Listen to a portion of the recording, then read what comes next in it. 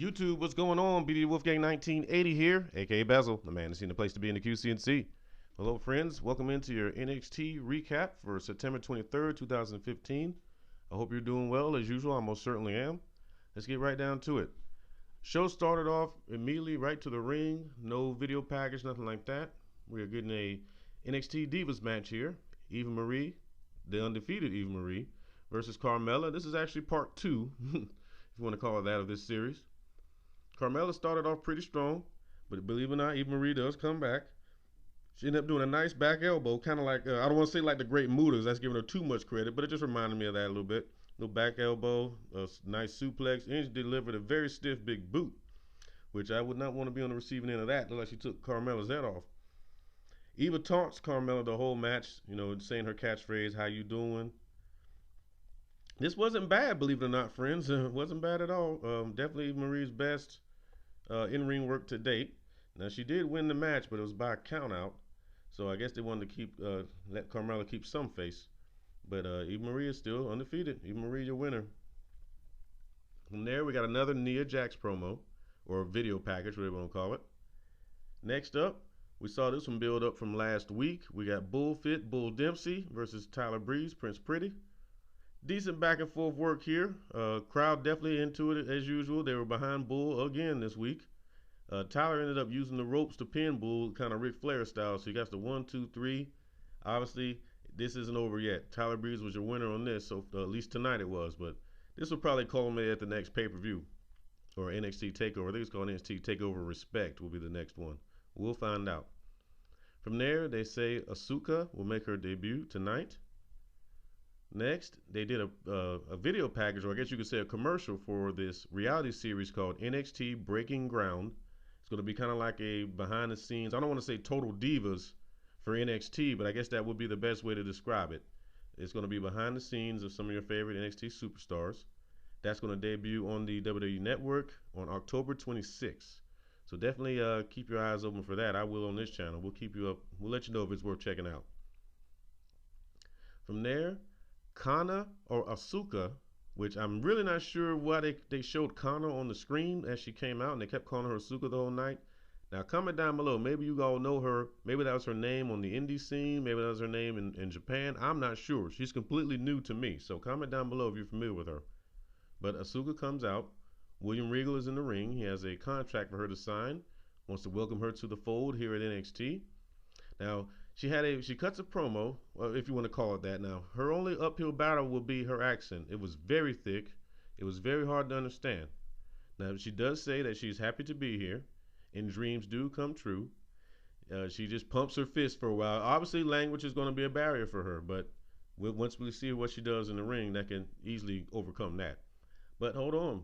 Not to rain on her parade, or I guess to rain on her parade, Dana Brooke and Emma come out, and boy, they were dressed to kill. Comment down below. They come out and then they get in the ring and they say, we're tired of all these divas coming around here. If you're going to come here, you better know your place. They're in charge. They say playtime is over. That seems to be the new catchphrase. They tell her to get out of her ring, and she does. She leaves the ring, head down, kind of sad looking. But when she gets to the top of the ramp, she turns around and smiles very sinisterly. Comment down below if you saw this. What do you think? Is she got a trick up her sleeve? She's going to turn into this evil beast, or is she going to somehow end up being paired with Emma and Dana Brooke? I mean, we've seen crazier stuff happen, so comment down below. What do you think? From there, we get a backstage segment. Tyler Breeze is walking off in the hallway. Apollo Crews joins him. Apollo says that he's looking forward to their match. I'm not sure if he said next week or if he said at the next NXT TakeOver event. I'm not sure, but they have a match coming.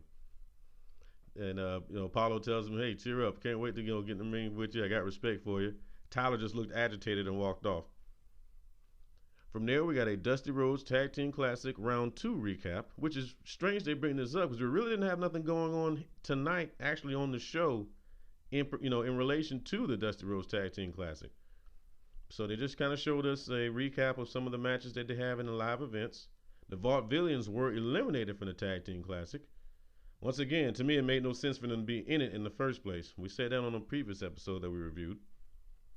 From there, we get 2 backstage promos, just quick ones. One from the Hype Bros and one from Jordan and Gable.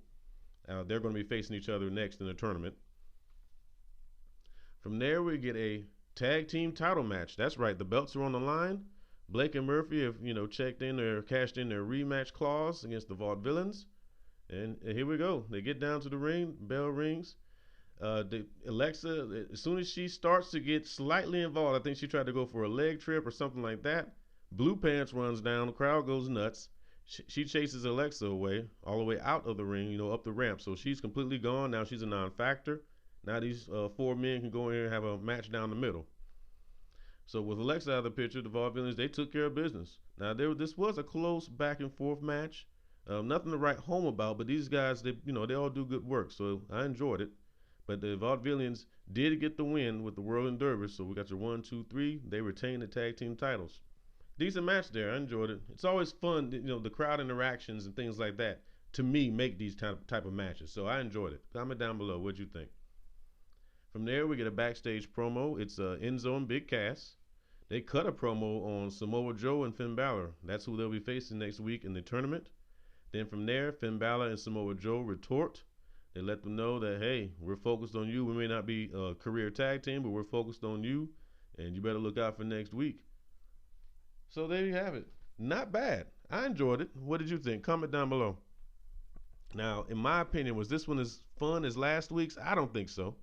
But it was right there with it. I think last week, what really made last week's was the whole Bayley Sasha Banks, that segment at the end of the night. That was just money right there. So I still enjoyed it though.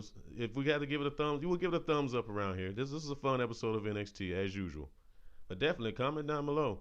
And if you know about this Asuka or Asuka, I think that's the way they pronounced it. Comment down below.